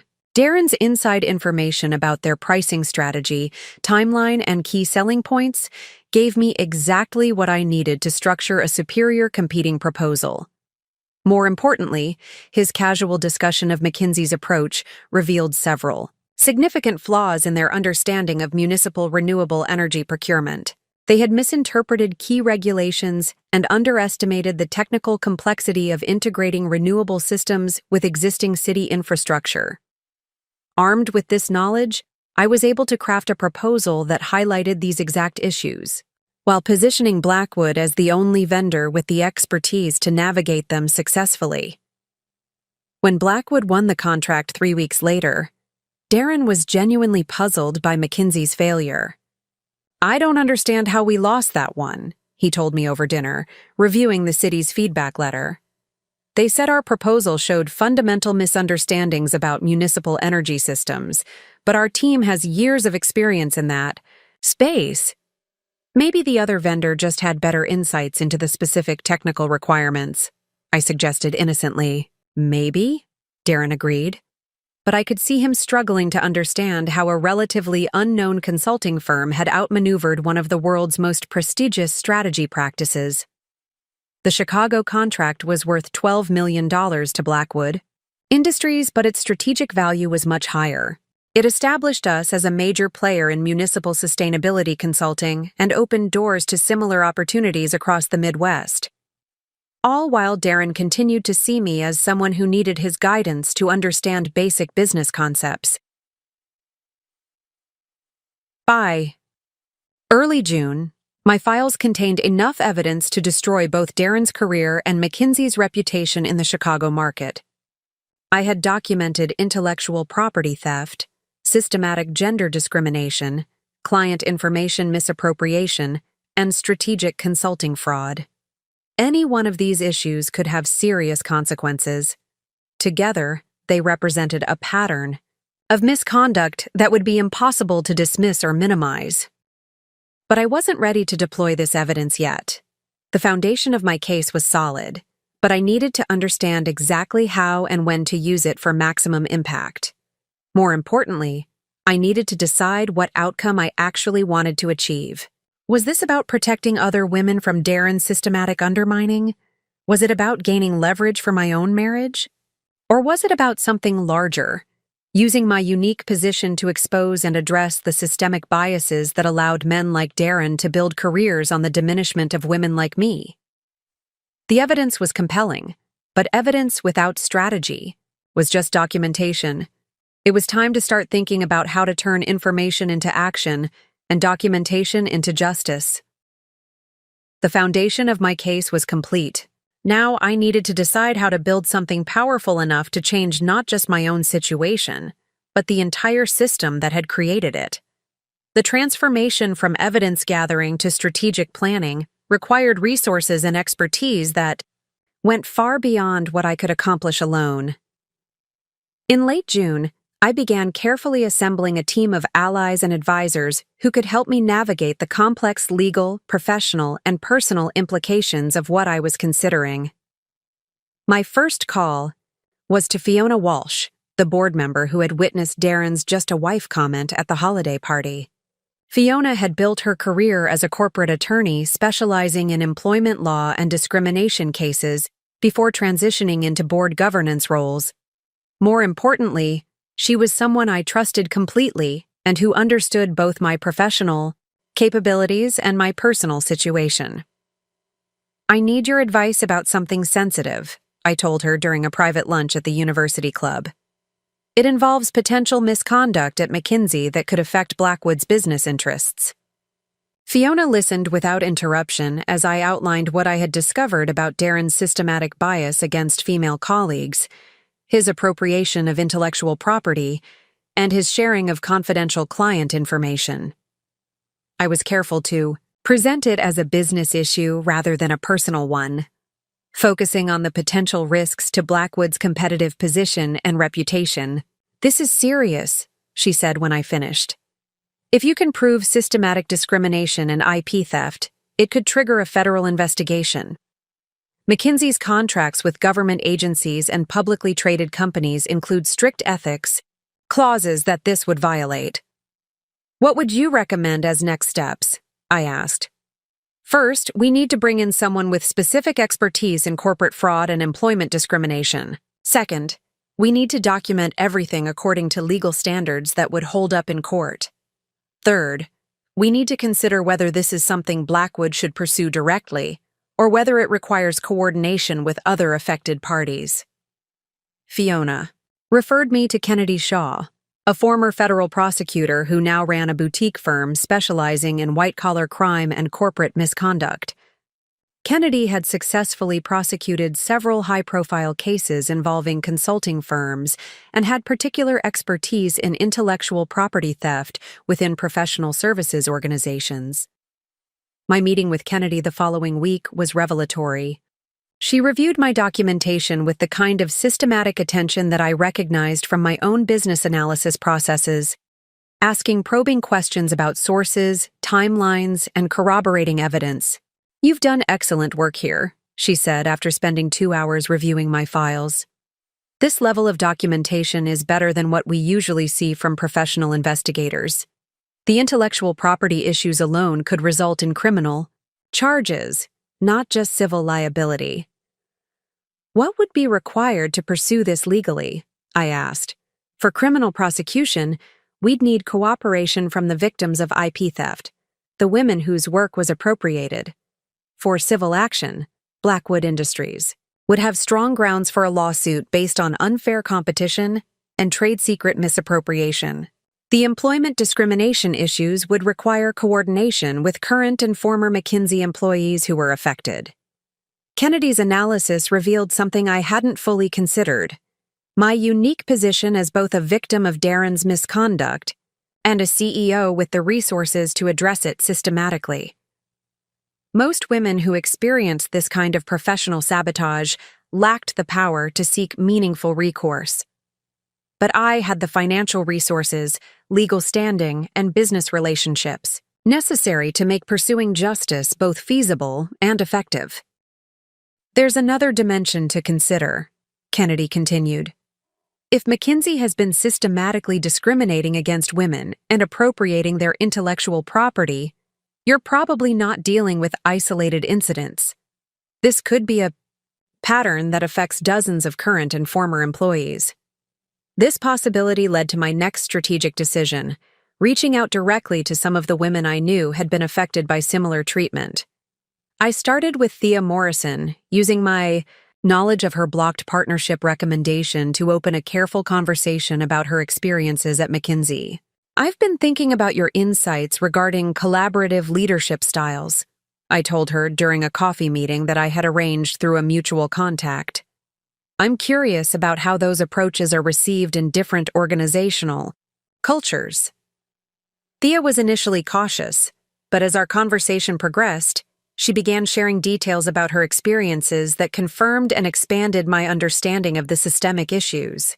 The partnership track denial was just the most recent example of a pattern that had been building for years. Her ideas were regularly appropriated without credit. Her expertise was questioned in ways that her male colleagues never was, and her collaborative approach was consistently interpreted as weakness rather than strength. The frustrating thing, she said, is that I know I'm good at what I do. My clients specifically request me for repeat engagements. My project outcomes consistently exceed expectations, and my peer reviews are excellent. But somehow none of that translates into advancement opportunities. More importantly, Thea mentioned several other women at McKinsey who had similar experiences.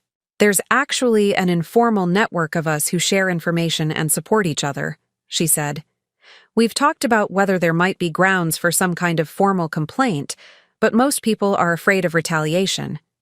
This was exactly the opening I needed. What if you had institutional support for pursuing those concerns? I asked carefully.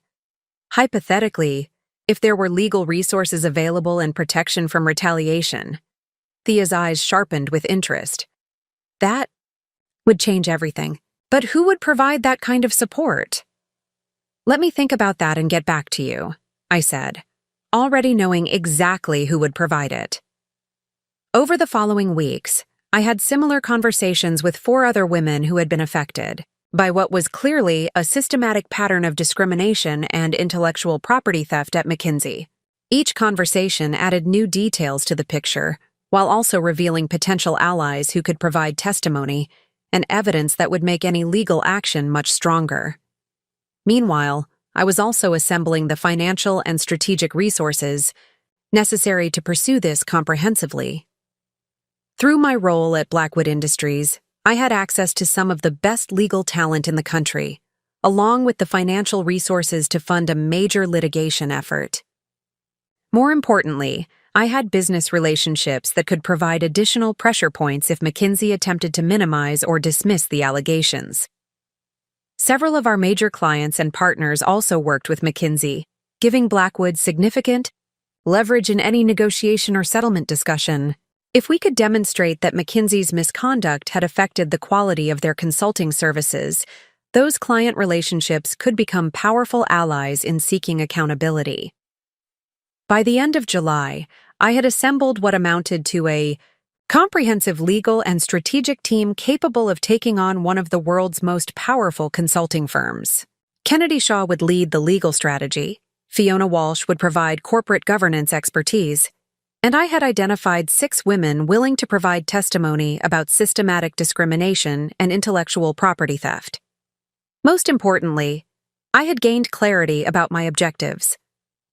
This wasn't just about personal vindication or even professional justice. It was about using my unique position and resources to address a systemic problem that affected countless women in professional services firms across the country. The case I was building had the potential to create precedent-setting legal accountability for workplace discrimination and intellectual property theft. But first, I needed to decide how and when to confront Darren directly about what I had discovered. The resources were assembled. The strategy was clear. Now it was time to decide how to deploy them for maximum impact. August 2022 became the month of perfect performance. While I assembled my legal team and built my case against McKinsey, I simultaneously had to maintain the fiction of being Darren's supportive, naive wife, who was slowly learning about business strategy under his patient guidance. The cognitive dissonance was exhausting, but it was also oddly empowering, like being an undercover agent in my own life.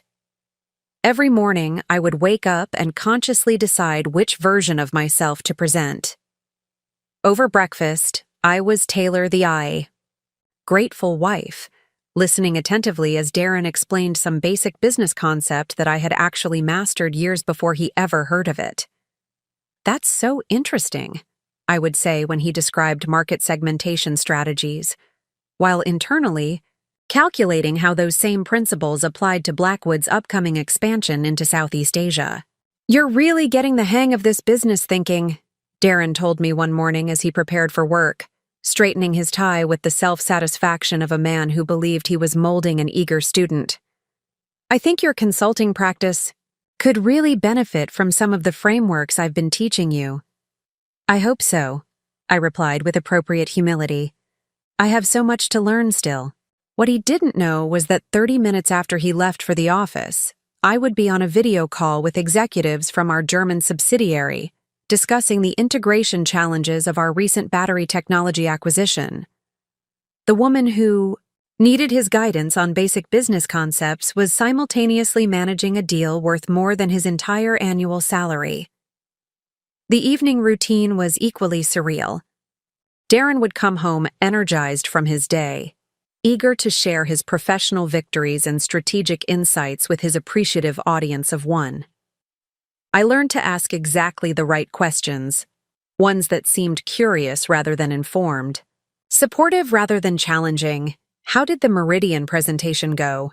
I would ask, already knowing from my sources that it had been a disaster, because McKinsey still hadn't grasped the technical constraints that Patricia Vance had been trying to explain for months.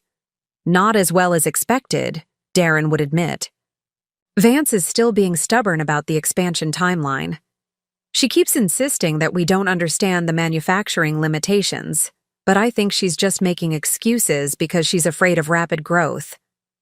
I would nod sympathetically while knowing that Patricia was absolutely correct, and that McKinsey's recommendations would have resulted in production commitments that were physically impossible to meet. "Maybe she's just being cautious," I would suggest mildly. "That's the problem with female executives," Darren would reply. "They're so risk-averse that they miss obvious opportunities for growth." These conversations had become a masterclass in psychological manipulation. Darren wasn't just dismissing my intelligence. He was using our intimate relationship to validate his own biases about women in leadership roles. Every evening, I provided him with a safe space to express attitudes that would have been professionally disastrous if voiced in his workplace, while he remained completely unaware that his most trusted confidant was one of the female executives he was systematically undermining. The most challenging aspect wasn't the deception itself. It was maintaining emotional equilibrium while listening to my husband reveal himself to be someone fundamentally different from the man I had married. The Darren who had fallen in love with my intelligence at Northwestern had been replaced by someone who needed me to be smaller so that he could feel larger. But the double life also provided unexpected advantages. My performance as the naive wife had become so convincing that Darren had completely lowered his guard about sharing confidential information. He would discuss McKinsey's internal politics, upcoming partnership decisions, and strategic client discussions with the casual openness of someone who believed his audience couldn't possibly understand the implications. "Patrick thinks he's going to get the sustainability practice leadership role," Darren mentioned one evening while we prepared dinner together. "But I've been positioning myself with the right clients and board members. Leadership wants someone who can think strategically about practice development, not just execute existing projects." What he was describing was essentially a campaign to undermine his colleague through relationship manipulation and strategic information control. Exactly the kind of behavior that would have appalled the man I had married, but which current Darren seemed to view as normal professional advancement. Meanwhile, I was using the intelligence he provided to stay several steps ahead of McKinsey's strategic moves. When Darren mentioned that they were planning to pitch a sustainability consulting contract to the state of Illinois, I had Blackwood's government relations team submit our proposal 2 weeks earlier with more comprehensive technical specifications and more competitive pricing. When he shared details about their upcoming partnership discussions with a renewable energy startup in California, I had our venture capital arm initiate acquisition talks with the same company, leveraging our superior financial resources and strategic position to present a more attractive offer. By the end of August, I had used information gained through Pillow Talk to outmaneuver McKinsey on 4 separate business opportunities, while maintaining the perfect facade of a supportive wife who was gradually learning to appreciate the complexities of corporate strategy. The double life was becoming easier with practice, but it was also revealing truths about my marriage that I wasn't sure I could continue to live with much longer. September marked the beginning of what I privately called Phase 2, the systematic positioning of pieces for the eventual confrontation. Everything I had learned about Darren's professional vulnerabilities and McKinsey's institutional weaknesses needed to be transformed into leverage that could create lasting change rather than just temporary satisfaction. The first major move came through an unexpected opportunity. Blackwood Industries had been invited to participate in a joint venture with 3 other major corporations to develop a new renewable energy research facility in downtown Chicago. The project would require significant consulting support for regulatory compliance, technology integration, and strategic planning. Exactly the kind of high-profile engagement that McKinsey would desperately want to win. But here's what made it perfect. The project would be housed in the Blackwood Building, our flagship office tower that also happened to be where McKinsey's Chicago office was located. As the primary sponsor of the research facility, Blackwood would have significant influence over vendor selection and project management. In other words, I would be in a position to determine whether McKinsey got the contract, and under what terms. I began laying the groundwork carefully, working with our procurement team to develop selection criteria that would favor firms with demonstrated expertise in collaborative leadership and inclusive team management. On paper, these seemed like standard corporate social responsibility requirements. In practice, they were designed to expose exactly the kind of systematic bias that I had documented in McKinsey's approach to female professionals. We're emphasizing thought leadership and innovative problem-solving approaches, I explained to our board when presenting the vendor selection framework. We want consulting partners who can demonstrate not just technical expertise, but cultural alignment with our values of inclusivity and collaborative excellence. Fiona Walsh, who was part of the board discussion, caught the subtext immediately. Those criteria seem very appropriate for a project of this magnitude, she said with barely concealed approval, particularly given the public visibility and potential for establishing new industry standards. Meanwhile, I was also positioning the timing to coincide with Blackwood's annual holiday party in December, the same event where Darren had made his dismissive "just a wife" comment the previous year. The symmetry was too perfect to ignore. If everything went according to plan, the consulting vendor selection would be announced at that party, creating an opportunity for a very public demonstration of exactly who held the real power in our relationship. But the consulting contract was just one element of a larger strategic framework. Through Kennedy Shaw's investigation, we had identified 12 current and former McKinsey employees who had experienced systematic discrimination or intellectual property theft. 6 of them were willing to provide formal testimony, and 3 had documentation that corroborated my own evidence about Darren's misconduct. More importantly, Kennedy had discovered that several of McKinsey's major clients had begun questioning the quality and originality of their strategic recommendations. The pattern of appropriated intellectual property had resulted in consulting solutions that were recycled, outdated, or technically flawed. Exactly the kind of service quality issues that could trigger contract reviews and potential litigation. We're not just building a case against individual bad actors, Kennedy explained during one of our strategy sessions. We're documenting systemic institutional failures that affect McKinsey's core business relationships. That gives us leverage that goes far beyond any single employment dispute.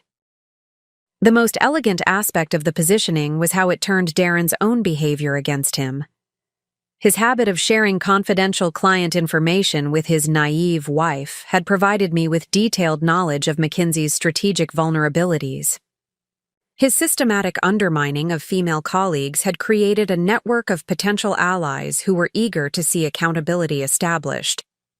His appropriation of intellectual property had generated a paper trail that could trigger both civil and criminal liability. In essence, Darren had spent months providing me with the exact tools I needed to destroy his career and expose the institutional culture that had enabled his behavior. But I wasn't interested in simple destruction. The goal was to create systemic change that would protect other women from experiencing what I had endured, while also demonstrating that dismissing capable people based on gender stereotypes was not just morally wrong, but strategically stupid. By late September, all the pieces were in position. The legal framework was solid, the business leverage was significant, and the timing was perfect. The consulting contract announcement would create the ideal public setting for revealing the truth about my identity and Darren's misconduct. Most importantly, I had finally decided what outcome I wanted to achieve. This wasn't about saving my marriage. That relationship was already over, killed by Darren's systematic erosion of respect and partnership. This was about using my unique position and resources to create accountability that would extend far beyond my personal situation. The stage was set for a confrontation that would transform not just my own life, but potentially the entire culture of one of the world's most influential consulting firms. All that remained was to execute the plan with the same precision and strategic thinking that had made me successful in every other aspect of my professional life. The first week of December felt like the calm before a perfectly orchestrated storm. Every detail had been planned, every contingency considered, every piece of evidence organized and verified. All that remained was the execution of a strategy that would transform months of careful preparation into a single moment of absolute clarity. Kennedy Shaw had filed all the necessary legal documents, sealed and ready for immediate deployment. The discrimination complaint with the Equal Employment Opportunity Commission was complete, supported by testimony from 7 McKinsey employees and dozens of documented incidents. The intellectual property theft allegations were backed by forensic analysis that could prove systematic appropriation of female colleagues' work. The breach of confidentiality claims were supported by recorded conversations and documented instances of client information sharing. "Everything is ready," Kennedy assured me during our final strategy meeting. "The moment you give the signal, we can move on multiple fronts simultaneously. The legal filings will be submitted, the press materials will be distributed, and the client notifications will be sent. McKinsey will be dealing with a crisis on at least 4 different fronts before they have time to develop a coherent response." But the legal strategy was only part of the plan. The business implications were equally significant and carefully coordinated. The renewable energy research facility vendor selection had been completed, with results that would be announced at Blackwood's holiday party on December 15th. McKinsey had submitted a proposal, just as I had anticipated, but it would not be the winning bid. Instead, the contract would go to Morrison Strategic Partners, a new consulting firm founded by Thea. Morrison and 3 other former McKinsey employees who had experienced similar discrimination. I had personally provided the initial funding for their startup through Blackwood's venture capital arm, creating a pathway for talented women to build careers outside the toxic environment they had escaped. "The irony is beautiful," Fiona Walsh observed as we reviewed the final arrangements. "Darren has been sharing McKinsey's strategic information with the wife of the CEO, who is about to demonstrate that their approach to talent management is not just morally bankrupt, but strategically inferior." The personal preparations were equally meticulous. I had moved my most important belongings out of our shared condo gradually over the past month, transferring them to a penthouse apartment in the Blackwood building that Darren didn't know existed. My financial assets had been separated and secured. My legal standing as CEO had been reinforced with new board resolutions, and my personal safety had been ensured through discreet security arrangements. Most importantly, I had mentally and emotionally prepared for the end of my marriage to someone who had never really known who I was. The man I had fallen in love with at Northwestern no longer existed, if he ever had. In his place was someone whose career success depended on diminishing the women around him, someone who could share intimate evenings with his wife while systematically undermining everything she represented professionally. The final preparation was perhaps the most symbolic. Selecting what to wear to the holiday party, I chose a midnight blue dress that was elegant but commanding, expensive but understated, the kind of outfit that projected authority without apology. It was the same dress I had worn to my first board meeting as CEO, when I had officially taken control of my grandfather's legacy. "You look like someone who owns the building," my assistant Faye commented when she saw me in the office that morning, not knowing how literally accurate her observation was. The guest list for the party had been carefully curated. All the major McKinsey partners would be there, including the ones who had enabled Darren's rise through the ranks. Several business journalists had been invited, along with executives from companies that relied on McKinsey's consulting services. The board members of 3 organizations that were considering major consulting contracts would be in attendance, positioned to witness firsthand how McKinsey's leadership responded to evidence of systematic misconduct. As December 15th dawned, clear and cold, I felt the kind of crystalline focus that had always marked my most important professional moments. Every variable had been accounted for, every outcome had been anticipated, every detail had been perfected. Darren left for work that morning in an exceptionally good mood, excited about the evening's party and confident about his prospects for the partnership announcement that he expected would come early in the new year. He had no idea that his wife had spent months building a case that would not only end his career, but potentially transform the entire culture of professional services. "Firms across the country, see you tonight, babe," he said, kissing me goodbye with the casual affection of someone who had never questioned the fundamental dynamics of our relationship. This is going to be a great party. He was absolutely right. It was going to be unforgettable. The Zai. Blackwood Industries' holiday party began exactly as I had orchestrated it. The 42nd floor conference room had been transformed into an elegant venue, with Chicago's skyline providing a dramatic backdrop through floor-to-ceiling windows. 200 guests mingled among the holiday decorations, completely unaware that they were about to witness the most significant corporate confrontation in the city's recent history.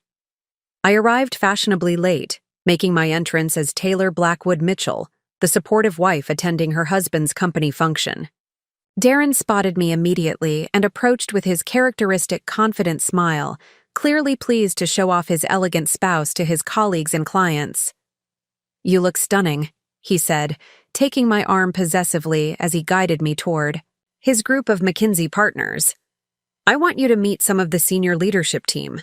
For the first hour, I played my role perfectly." I smiled graciously as Darren introduced me to people I had actually been doing business with for years, nodded appreciatively as they explained basic business concepts to me, and asked naive questions about their work while internally cataloging every condescending comment and dismissive gesture. "Taylor's been learning so much about corporate strategy," Darren announced to a group that included Patrick Chen and Benedict Torres. "I've been mentoring her in some of the frameworks we use at McKinsey. She's actually quite insightful for someone without formal business training." The casual erasure of my MBA from Northwestern and my years of CEO experience was delivered with such unconscious arrogance that several guests shifted uncomfortably. But I simply smiled and thanked him for his patient teaching, while mentally noting that we now had witnesses to his systematic pattern of diminishing my qualifications.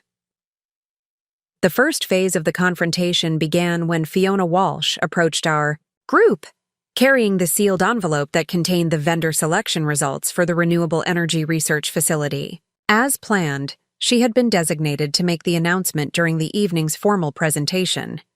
"Excuse me, everyone," she said with professional authority. "I need to borrow Mrs. Mitchell for a moment. We're ready to announce the consulting contract award, and as the project sponsor, she should be involved in the presentation." The confusion on Darren's face was immediate and obvious. Project sponsor? He repeated, clearly struggling to understand why his wife would have any role in a major business announcement. Of course, Fiona continued smoothly. As CEO of Blackwood Industries, Mrs. Mitchell has been leading the vendor selection process for our new research facility. The silence that followed was deafening. I watched as the information processed through Darren's mind. His wife, the woman he had been condescendingly mentoring in basic business concepts, was actually the CEO of one of Chicago's largest privately held corporations. I'm sorry, Patrick Chen said carefully. Did you say CEO? That's right, I replied, speaking publicly in my professional capacity for the first time in front of my husband. I'm Taylor Blackwood, Chief Executive Officer of Blackwood Industries. Though most of you probably know me better as Darren's wife who serves the coffee and doesn't understand complex business strategy. The color drained from Darren's face as the implications began to sink in. Around us, conversations had stopped, as people strained to understand what was happening. Several McKinsey partners exchanged glances of growing alarm as they realized the woman they had been dismissing all evening was actually one of their most important potential clients. This is impossible, Darren whispered, but his voice carried in the suddenly quiet room. You're a freelance consultant. You work on small projects. I'm the person who has been awarding or denying McKinsey consulting contracts worth tens of millions of dollars, I said calmly. I'm also the person who has been documenting systematic discrimination, intellectual property theft, and breach of client confidentiality within your organization for the past 8 months. Benedict Torres stepped forward, his legal training clearly kicking in. Mrs. Mitchell, I think there may be some misunderstanding. It's Ms. Blackwood, I corrected. And there's no misunderstanding. Kennedy Shaw, please join us. Kennedy appeared at my side as if summoned, carrying a briefcase that everyone in the room could identify as the kind that contained serious legal documents. Good evening, she said to the group. I'm Kennedy Shaw, representing Ms. Blackwood, and 6 current and former McKinsey employees in matters related to employment discrimination and intellectual property theft. The transformation in the room's atmosphere was immediate and electric. What had started as a holiday party was becoming a very public legal confrontation with some of Chicago's most influential business leaders as witnesses. Darren looked like he was going to be sick. Taylor, what are you doing? Why are you— I'm doing what I should have done months ago, I replied. I'm refusing to make myself smaller so that you can feel larger. And I'm using the resources and authority that you never bothered to discover. I had to ensure that other women don't have to endure what you put me through. The first phase of the confrontation was complete. Now came the moment when months of careful preparation would transform into immediate consequences that would reshape multiple careers and potentially an entire industry. The formal presentation began with Kennedy Shaw opening her briefcase and distributing folders to each of the McKinsey partners present. The room had transformed from a holiday celebration into something resembling a corporate tribunal, with guests clustering around the central confrontation while maintaining respectful distance. What you're receiving, Kennedy announced to the group, is a comprehensive documentation of systematic discrimination, intellectual property theft, and breach of client confidentiality within McKinsey's Chicago office. The evidence spans 18 months and involves multiple clients, employees, and senior partners. Patrick Chen opened his folder first, his face growing increasingly pale as he scanned the contents. These are confidential personnel discussions, he said weakly. How did you— Mr. Mitchell provided detailed information about McKinsey's internal operations, client strategies, and personnel decisions during what he believed were private conversations with his naive wife, I replied. Every dismissive comment about female colleagues, every instance of appropriated intellectual property, and every breach of client confidentiality has been documented and verified. Darren's mouth opened and closed soundlessly as he realized the magnitude of what had happened. The woman he had been condescendingly mentoring in business strategy had been using his casual sexism and professional arrogance to build a comprehensive case against his employer. The Thea Morrison partnership decision, I continued, addressing Patrick directly, was blocked based on gender bias that violated both McKinsey's stated diversity policies and federal employment law. Mr. Mitchell's characterization of her lack of leadership presence was contradicted by client feedback that specifically praised her collaborative approach and strategic insights. Benedict Torres was frantically flipping through his folder, clearly looking for his own name in the documentation. "This is entrapment," he said desperately. "You can't use private conversations between spouses." "Actually, we can," Kennedy interrupted smoothly. "Particularly when those conversations involve confession of criminal activity. Intellectual property theft, conspiracy to defraud clients, and systematic employment discrimination are not protected by spousal privilege." I turned to address the larger crowd, many of whom were potential McKinsey clients who had been invited specifically to witness this moment. Over the past year, McKinsey has consistently recommended strategies that were technically impossible to implement, financially unsound, or based on stolen intellectual property. The renewable energy sector analysis that they've been selling to multiple clients was originally developed by Thea Morrison, whose contributions were systematically erased and repackaged as original McKinsey methodology. The business implications were immediately clear to everyone in the room. If McKinsey had been selling recycled or stolen strategies to competing clients, it represented massive liability and potential fraud that could trigger contract cancellations and litigation across their entire practice. "The vendor selection announcement," Fiona Walsh said, stepping forward with perfect timing, "reflects Blackwood Industries' commitment to working with consulting partners who demonstrate both technical excellence and ethical leadership. The Renewable Energy Research Facility contract has been awarded to Morrison Strategic Partners, founded by former McKinsey employees who left due to the discriminatory practices documented in these files. The symbolism was devastating. The women McKinsey had systematically undermined were now being rewarded with the contracts that McKinsey had expected to win." Harry Whitfield finally found his voice. "This is a coordinated attack on our firm's reputation based on isolated incidents taken out of context." "Isolated incidents," I repeated, my voice carrying clearly across the room. "Mr. Mitchell shared confidential information about 17 different client engagements over the past 8 months. He described systematic efforts to circumvent female decision-makers at client companies. He detailed strategies for appropriating intellectual property from female colleagues and presenting it as original work. None of this was isolated, and all of it was voluntary." Darren had been silent throughout the presentation, but now he stepped forward with something approaching desperation. "Taylor, you're my wife. You can't. This isn't. We need to talk about this privately." "Ex-wife, actually," I replied, producing the divorce papers that had been finalized that morning. The marriage ended when I realized that the man I loved had been replaced by someone who needed to diminish women to feel successful. And there's nothing private about systematic discrimination that affects dozens of employees and millions of dollars in client relationships. The final revelation came when I addressed the gathered crowd directly, speaking as CEO rather than as a betrayed spouse. Blackwood Industries will be conducting a comprehensive review of all consulting relationships to ensure alignment with our values of merit-based advancement and collaborative leadership. We encourage other organizations to examine whether their consulting partners demonstrate the same commitment to ethical practices and inclusive excellence. The message was unmistakable.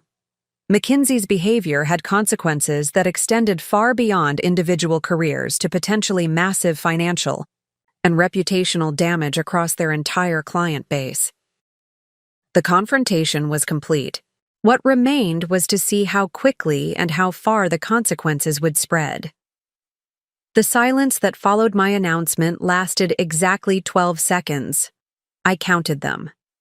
Then the room erupted into controlled chaos as the implications began cascading through the crowd of witnesses. Cell phones appeared as business journalists captured the story that would dominate Chicago's financial news for weeks. McKinsey partners huddled in urgent whispered conversations, while their potential clients discreetly moved away from any association with the unfolding scandal. Patrick Chen was the first to attempt damage control. "Ladies and gentlemen, we appreciate Ms. Blackwood's concerns and look forward to addressing them through appropriate channels. However, this is hardly the venue for—" "This is exactly the venue," I interrupted, my voice carrying the authority that came from owning the building we were standing in. "These are the same people who have been receiving flawed strategic advice based on stolen intellectual property and compromised by systematic bias. They deserve to understand why McKinsey's recommendations have been consistently inferior to those provided by firms that actually value diverse perspectives." Kennedy Shaw stepped forward with practiced precision. "McKinsey Chicago will be receiving formal legal notices within 48 hours. The Equal Employment Opportunity Commission complaint has been filed, supported by testimony from 7 current and former employees. The intellectual property theft allegations include forensic analysis that traces stolen work product through multiple client engagements." Darren finally seemed to grasp the enormity of what was happening. "You've destroyed my career," he said, his voice barely above a whisper. "Everything I've worked for." "You destroyed your own career," I replied without sympathy. "I simply documented it. Every dismissive comment, every stolen idea, every breach of confidentiality was your choice. I just refused to remain silent about it." The crowd began to thin as guests recognized that they were witnessing a corporate meltdown that would have serious legal and financial consequences. Several McKinsey clients approached Fiona Walsh to request private meetings about reviewing their consulting relationships. 3 business journalists had already left, clearly rushing to file stories about the evening's revelations. Benedict Torres made one final attempt at intimidation. "This will backfire on you, Ms. Blackwood. McKinsey has resources and relationships." That what?" I asked calmly. "That will somehow undo months of documented evidence? That will convince courts to ignore systematic discrimination? That will restore client confidence after they learn their strategic advice was based on stolen intellectual property?" Security appeared at my gesture, not to escort anyone out, but to ensure that the McKinsey partners couldn't approach any of the potential witnesses who were still present. The message was clear. This building, this event, and this revelation were all under my control. As the McKinsey group finally departed, their confident demeanor replaced by barely concealed panic, I felt something I hadn't experienced in years, the satisfaction of being completely authentic in every aspect of my life. No more pretending to be less intelligent, less capable, or less powerful than I actually was. The woman who had poured coffee while being called just a wife was gone forever, replaced by someone who would never again accept being diminished for someone else's comfort. The immediate aftermath was complete, but I knew the real consequences were just beginning. 6 months later, I stood in the same conference room where everything had changed, but now it hosted the quarterly board meeting of Morrison Strategic Partners. Thea Morrison was presenting their expansion plans to a room full of investors, including executives from companies that had terminated their McKinsey contracts after the discrimination scandal broke. Our collaborative leadership approach has resulted in client satisfaction scores that exceed industry averages by 30%, Thea reported with the confidence of someone whose expertise was finally being recognized and valued. We've secured 12 major contracts, including 3 that were previously held by McKinsey Chicago. The ripple effects had exceeded even my most optimistic projections. McKinsey's Chicago office had lost 18 major clients and faced ongoing federal investigation for employment discrimination. Patrick Chen had resigned under pressure. Benedict Torres was facing personal liability for intellectual property theft, and Harry Whitfield had been demoted to junior consultant. The firm's reputation for ethical leadership had been permanently damaged, forcing a comprehensive review of their practices nationwide. Darren had been terminated within a week of the holiday party, his partnership track eliminated along with his career prospects at any major consulting firm. The last I heard, he was working for a small business advisory practice in Milwaukee, considerably humbled by the experience of having his professional standing determined by someone he had systematically underestimated.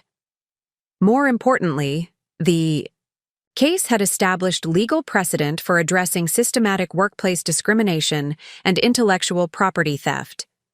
3 other major consulting firms had proactively revised their promotion processes and bias training programs rather than face similar exposure. As for me, I had finally integrated all aspects of my identity into something authentic and powerful. The CEO who commanded boardrooms was the same person who navigated personal relationships. The strategic thinking that built billion-dollar corporations was applied to every decision in my life. Standing at the window overlooking Chicago's skyline, I reflected on how completely my world had transformed. The woman who had allowed herself to be called just a wife had evolved into someone who would never again accept anything less than full recognition of her worth. The foundation that had crumbled under the weight of systematic diminishment had been rebuilt into something unshakable. The absolute certainty that I deserved to take up every inch of space I had earned. Some lessons come at a steep price, but as it turned out, I was very good at collecting what was owed. Up next, you've got 2 more standout stories right on your screen. If this one hit the mark, you won't want to pass these up. Just click and check them out. And don't forget to subscribe and turn on the notification bell so you don't miss any upload from us.